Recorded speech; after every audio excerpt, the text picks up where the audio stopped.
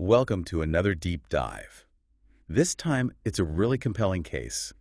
The murder of Mackiva Jenkins. Oh, yeah, absolutely. She was a businesswoman, an inspiring social media influencer.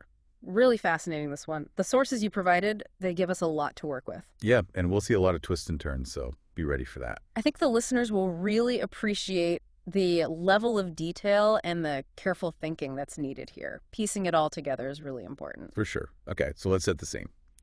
2017, Palm Beach County, Florida. Okay. Mackiva was beloved in her community, known for her entrepreneurial spirit, Yeah. her empowering messages that she would share. She found success despite a lot of challenges in her life. Absolutely. And, she even experienced homelessness Right. earlier in her life. And it's that success, I think, that makes this even more shocking. Oh, for sure. Killed in her own home. During what seems like at first a home invasion. Right. Yeah. But here's where it gets really interesting. So investigators are looking at this and some red flags pop up right away. Oh, really? Like what? So there are 3 eyewitnesses, right? We've got her husband, her brother, and a friend. Okay. None of them could ID the gunman. Oh, wow. He was masked. Okay. But even more puzzling, Yeah. nothing of value was taken. So right away, we're throwing that robbery theory out the window, huh? Yeah, it just doesn't fit. Investigators got to look deeper, that's for sure. Yeah, it makes you think, right? So let's unpack all these details, see what clues we can uncover. Let's start with Mackiva. She had an amazing story, overcoming, difficult beginnings. She became a real inspiration for people, huge social media presence, really connected with people, especially women, Yeah. encouraged them to pursue their dreams. I mean, in fact, just hours before her death, Aw. she posted on Facebook, "I'm in awe of how far I've come." It's almost like haunting knowing what's about to happen. It really is. Do you think her success, maybe her visibility, played any role in this? It's a good question. We're going to keep that in mind as we go. Mm. So now to the crime scene itself. It's in a comfortable middle-class neighborhood. It's important to note that, right? Like, this isn't a rough part of town or anything like that. Right. 2-story house, pool, patio, just a typical family home. Okay. But right away, there's no sign of forced entry. So it's already weird. It raises questions, right? For sure, yeah. And then inside, it gets even more confusing. How so? No fingerprints. Oh, wow. The only evidence of a gun is that single gunshot to Mackiva's head. She was killed in her sleep. Oh, my goodness. And to make things even more tragic, the autopsy showed that she was pregnant. Oh, gosh. So the killer took 2 lives that night. It's really awful. All right, so let's get into the eyewitness accounts. 3 men present during the attack. Mackiva's husband, Yuri, her brother, Quay, and then Yuri's friend, Dmitri Dale. Just to help everyone keep track, let's try to take each man's account one at a time. Okay, that sounds good. So we'll start with Quay, Mackiva's brother. He was getting a haircut from Yuri in the garage when this masked gunman enters. So the gunman just walks right into the garage. Yeah, pretty much. Oh. Quay said he actually thought it was a joke at first, Oh, I can see that, yeah. But the gunman quickly made it clear he wasn't kidding around. Yeah. Both Quay and Yuri said that they were herded into the house, Okay.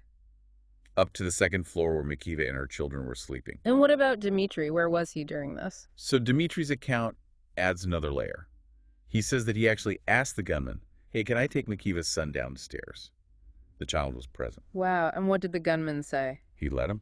He let him take the kid downstairs. That's really strange. I mean, if he's a home invader, why would he care about a child's, Right. well-being? It's definitely odd. I mean, could it just be panic? Maybe, yeah. Maybe he wasn't thinking clearly in the moment. I guess that's possible, but investigators would definitely, look into that, right? It kind of suggests maybe some premeditation. Yeah, and then Yuri's account is really perplexing. Okay, so he gets separated from the gunman at one point, Okay.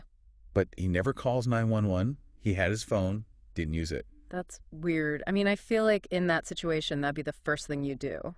Seems like a strange decision.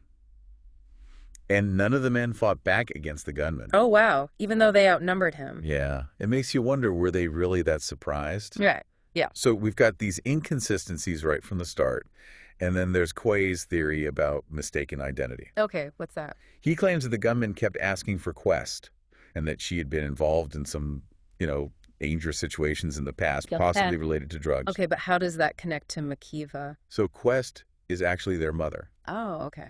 and she lived in a completely different town, like 45 minutes away. And was she actually involved in something dangerous? Well, she denied having any conflicts, anything that would put her or her daughter in danger. Okay, so if it wasn't a robbery and probably not mistaken identity, then what was the motive? Right. I mean, that becomes the central question. And the public outcry grew. A lot of Mackiva's followers online, they started speculating inside job, Oh, wow. which puts a lot of pressure on the investigators. Definitely.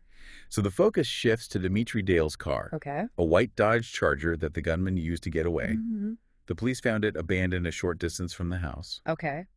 And inside the car, they find something that seems really mundane, but it turns out to be incredibly important. What's that? Fast food receipts. Oh, fast food receipts. Okay. They lead investigators to a local sub shop. They had surveillance cameras that recorded the drive-through. Ah, Footage in the afternoon of the murder shows Dmitri Dale in the driver's seat. okay. But there's someone else in the car. Okay, so there's an unidentified passenger. Dale never mentioned having anyone else in Mackiva's house that day. Oh, so he lied. They confront him with the video, and he gives up a name, Woo. Javon Joseph. All right, so now we have a new name. Yeah, so detectives bring in Javon Joseph for questioning. And what does he say? Denies knowing anything about the murder, claims he never even met Mackiva. But they have him on video, right? Yeah, they have video proof that he was with Dale the day of the murder. Yeah. It seems likely that he was that unidentified passenger. Okay, so what's his story then? He gives an alibi, says he was at the hospital visiting his sick girlfriend the night of the murder.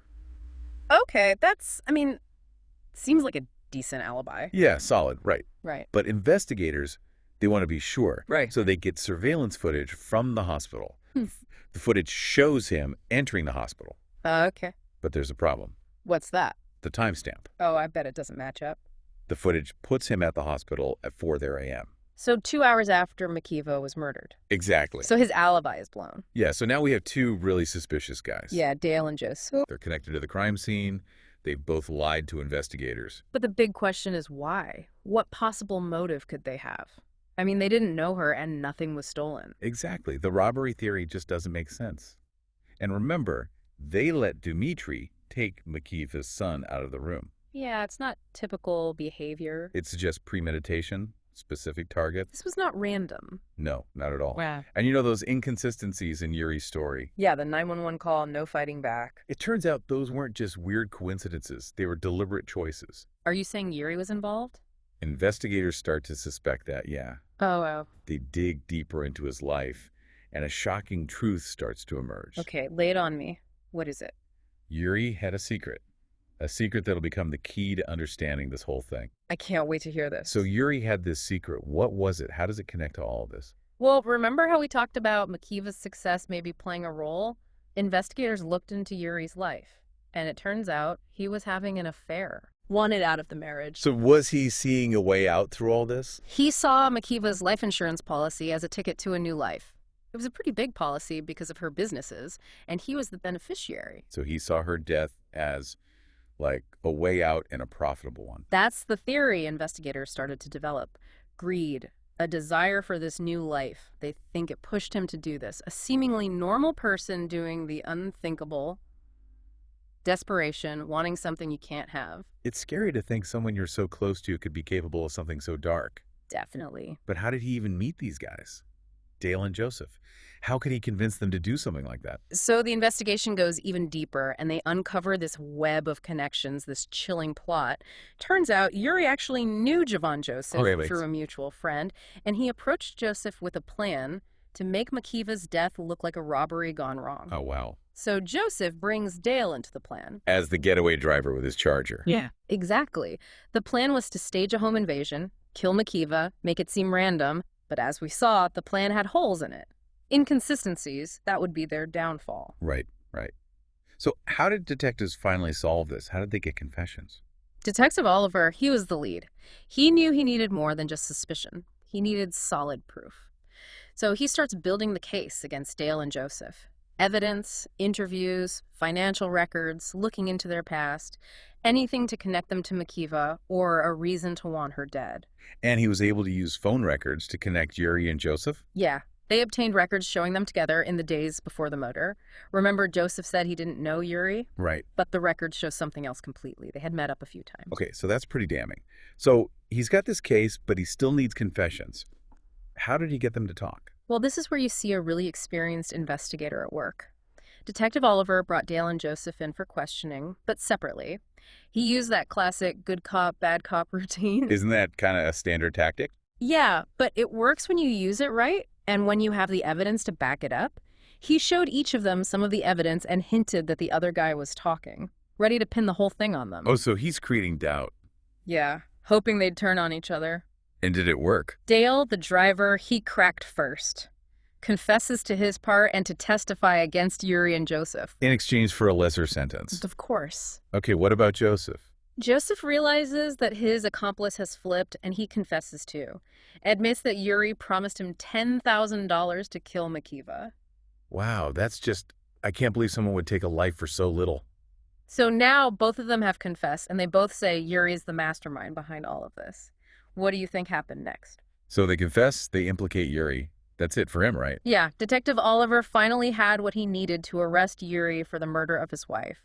It's incredible how it all came together. Receipts, that surveillance footage, the phone records, all of it leading to this. You just never know what small detail is going to break a case wide open. It really shows how important good police work is. And sometimes you need a little luck, too. It also shows how important these investigative techniques are, especially cell phone records. I mean, they can make or break an alibi, they connect suspects. So what happened to these guys? What were their sentences? All three were convicted for their roles in Mackiva's murder. Yuri got life in prison, no parole. I mean, he was the mastermind. Yeah, that's a heavy sentence, but it fits the crime. Definitely. It was cold-blooded, calculated, and all for money. What about Dale and Joseph? Did their cooperation help them? Yeah. They got reduced sentences because they cooperated and pled guilty. Dale got 15 years, Joseph got 25. Justice was served, but it doesn't bring Mackiva back. Such a sad story. It makes you think about her social media. You know, she was so open about her success, her money. Do you think that made her a target? It's tough to say for sure, but it's possible. I mean, her online persona, her being so open about her finances, it could have made her vulnerable. It's a reminder for all of us, really. We have to be careful about what we share online. It's a tough balance. Sharing your life, inspiring others, but also protecting yourself. This deep dive, it's been fascinating and just heartbreaking. What stands out to you the most from all of this? You know, for me, it's that contrast. Mackiva's message was so positive, empowering, and then this darkness that took her life. It's just a tragedy. It also shows that you can't always judge a book by its cover. Even seemingly perfect lives can hide some really dark stuff. Well said. Yeah. It reminds us to be careful about trust. Even those close to us can do unthinkable things. And don't just observe. Think critically, look deeper, question everything, and be open to all the possibilities. Good advice. So for everyone listening, think about Mackiva's story. Think about how you balance sharing your successes with staying safe online. It's something we all have to deal with in this day and age. Thanks for joining us on this deep dive. Until next time, keep those minds sharp.